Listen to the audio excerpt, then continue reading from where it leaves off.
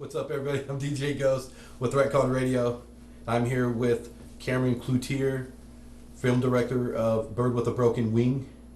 How you doing, my man? Good, nice to meet you. Nice to meet you. So why don't you tell our audience a little bit about the film? All right, well, the film is based on the true story of Janelle Lisa Cruz, and in May 1986, she was brutally raped and killed in her home in Irvine, California. About 13 years later, in the late 90s, law enforcement entered the DNA from that crime into a computer database and realized that the person who killed her was also responsible for 8 to 10 other murders in the Southern California area, and also between 50 and 60 rapes and attacks in Northern California, in particular in the Sacramento area. Jeez. And to this day... I was a teenager, man. Yeah. And to this day, the crimes are unsolved. Nobody knows who it was. And so the film chronicles the last 2 years of what is known as the last victim of this killer, and also crisscrosses between some of the other crimes that had happened in the 70s and early 80s, and shows how the two are connected, and it builds up to the last days of Janelle's life. And this is the original Night Stalker. The original Night Stalker. He also goes by the name the East Area Rapist. When he was in Northern California, he was known as that, and then he became known as the original Night Stalker when he went down to Southern California. Now people refer to him as the ONS, so East Area Rapist, original Night Stalker. So what made you take interest in doing the film about Janelle and the Night Stalker? I had never even heard of this story. I lived in the Sacramento area about 10 years ago, and I lived near these neighborhoods that all this happened. Never heard of it. No one had ever mentioned this. I also went to school at Chapman University, which is in Orange, California, which is right next door to Irvine. I had never heard of this. You know? Mm-hmm.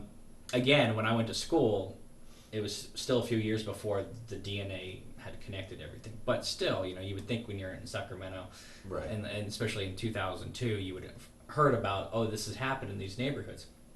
Never heard of it. So one day, a friend comes over for dinner and is talking with my wife and I, and they were talking about true crime cases that they had seen on TV. And they talked about seeing a True Hollywood special on the E! Channel about this guy. And I was sitting there thinking, I've never heard of this thing before in my life.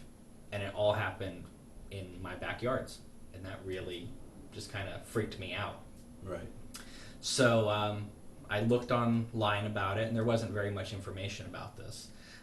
This is one of the most least known buried cases out there. I mean, the common person has never heard of this guy or these crimes or any of this. And there's a whole variety of reasons of perhaps why that is. But one thing I noticed was that from Northern California to Southern California, he was attacking from 1976 to 1981, and then it stopped. And then the last victim, Janelle, she was killed in 86, and then there was nothing after that. So what I found interesting was that there was a 5-year gap between her and the other victims, and then nothing after her. So it kind of, just sparked me, just as a storyteller, why come out of hiding for her? Was she just a random person and he wanted to relive an old memory? Was it something personal? Did she know him? Did she find out about him and so he had to kill her? Was she a loose link?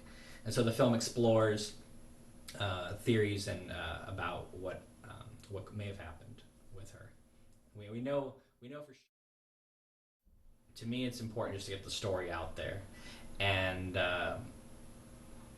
one of the joys that I think about when the film is completed is taking a film like this to the Cannes Film Festival in France and projecting on one of the largest screens in the world, a story that has been completely forgotten, about a serial killer who's been forgotten, about a girl who's been forgotten, and just be like, boom, you know what I mean? Here you go, Right. and just make everyone for 2 hours remember, or make them understand that this really did happen.